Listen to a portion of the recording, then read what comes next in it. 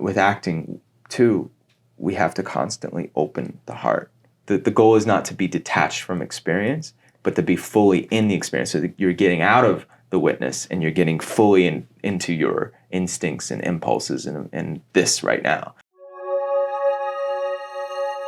I've realized that a broken heart is an open heart, really, and you have to keep breaking it open because the heart has a tendency to close.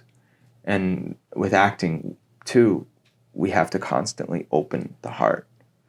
And plant medicines definitely accelerates that, as well as the preparations that we do for acting, which I'll be teaching in the workshop as well. So I'm basically combining everything I've ever learned throughout my journey, and I'm combining it. Like, I'll bring my drum too, and like anybody who wants to bring instruments, they can. Basically, I'm making it like a ceremony, just without plant medicine. Beautiful. And I welcome plant medicines if you want. Beyond those too, like, I have no rules about this class, but it's basically your whole being is basically going to be realigned and tuned up so that it can beautifully express. I love that. And be an instrument for the divine to flow through you, and for your own heart to sing. And in that, I know that you mentioned that giving a couple people maybe a little taste of that, a few tools that they could do. Is there like a shorter experience that we could have the audience participate in that would give just a taste of what that alignment's like? Sure. Let me think about that real quick. Well, I should say too, with spirituality and with acting, or just in spirituality, there's kind of two ways to go in spirituality. There's a non-dualistic point of view, which is awareness-based and the witness. And then there's experience-based, which is your direct embodiment, your direct experience in the world of the senses. Yeah. And in acting, there's not really like that awareness. There is and there isn't, but like the goal is not to be detached from experience, but to be fully in the experience, so that you're getting out of the witness and you're getting fully into your instincts and impulses and this right now. And so in spiritual practice too, there's a non-duality kind of awareness that never changes. And so but there's a trap with that, because there can be kind of a disconnect between what you are in life. And what this is trying to do is marry the two. So you have both going on simultaneously. So it's important to have an awareness of what you feel. So even if you're going throughout your day and you start asking yourself, how do I feel? Like even right now, and you take the time to really sit, how do I feel? And you vocalize this and you're saying, I feel nervous. I feel a little tense in my shoulders. How do I feel? I feel sad about something. I don't know what it is, but how do I feel? I feel the need to perform, the need to be good. How do I feel that? I feel accepting. And so you continue that for a while, and then you might move on to, what do I want? I want to be happy. I want to feel complete. I want to do a good job. I want to inspire. I want to be inspired. I want to live the life of my dreams. I want to travel. I want to find a partner that's going to complete me. And then what do I need? I need to clean up my diet. I need to take more ownership of and responsibility of my time. And then so you go that direction. And then you might. So it's, what do I feel? What do I want? What do I need? And so that gets you very in touch with the here and now, what's happening for you right now, and that always changes and always fluctuates.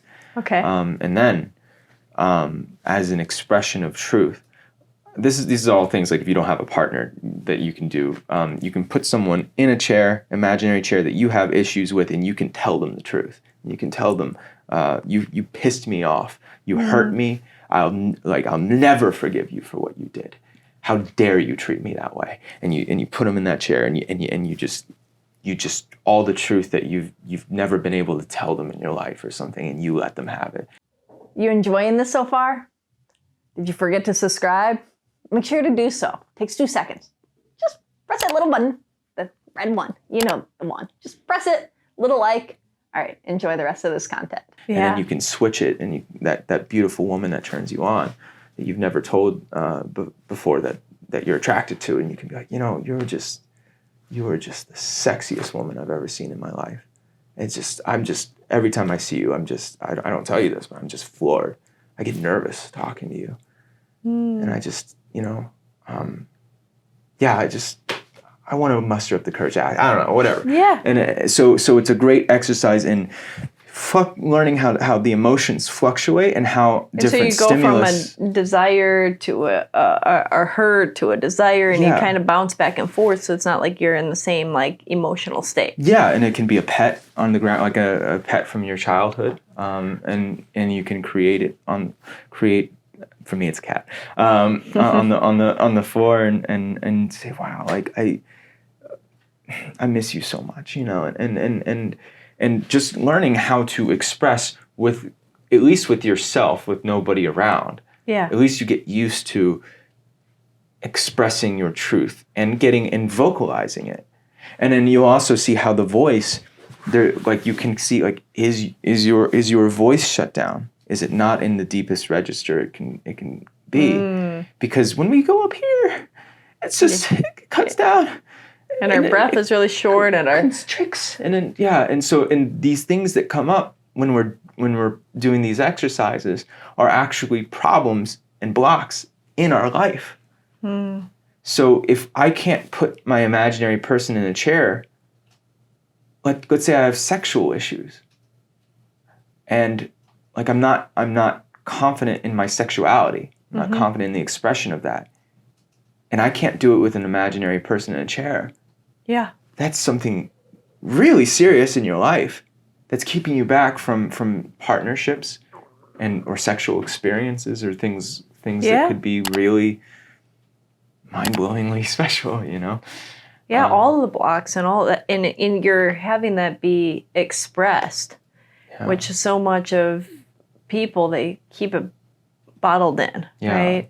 They don't ever, there's like a milder version of that is writing a letter to somebody, right? And saying all the things that you want to say. But I like this, like you're visualizing, you're seeing, you're speaking out of your mouth, you're saying things, Yeah. So it kind of takes that letter to the next level and allows for the release, because oftentimes it's just about being heard. It's also just about getting in touch with your truth. It's not about whether the person receives it or not, Absolutely. In fact, most of it isn't, most of the time when you're communicating, it's...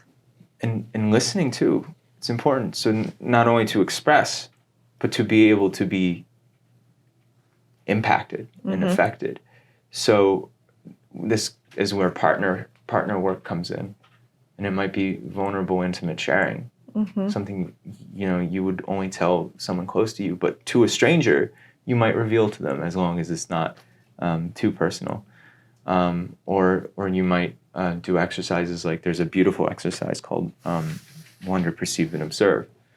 Okay. And so, like, I might sit with you and I say, I wonder what you're thinking about right now. I wonder what your life outside of this is like.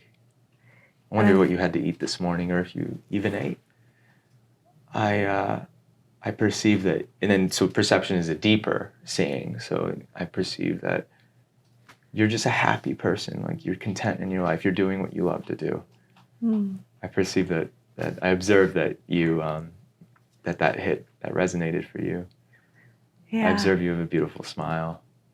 Aww. And talk about connecting with somebody too. Yeah, it's like this is like, you feel like you really get to know, like, or you feel that you're really seen, you know? Yeah, and so these two people are doing this simultaneously, and what happens is, the bullshit of connection at first goes away.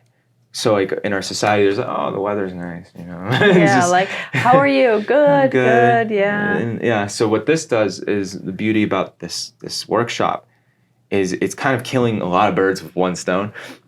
Basically, is you get through the superficial connection into the deeper connection. Everything becomes easier.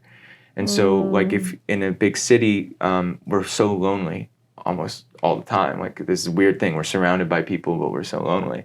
And it's because we don't really know how to speak to another person, how to get past or to open up to another person, or to even pierce through the veils of another person, where you can see, like, I see you. And it's like, wow, like, something's different about this. I've never really been seen before. I've never really been heard. There's something different in the way that you are with me that other people aren't.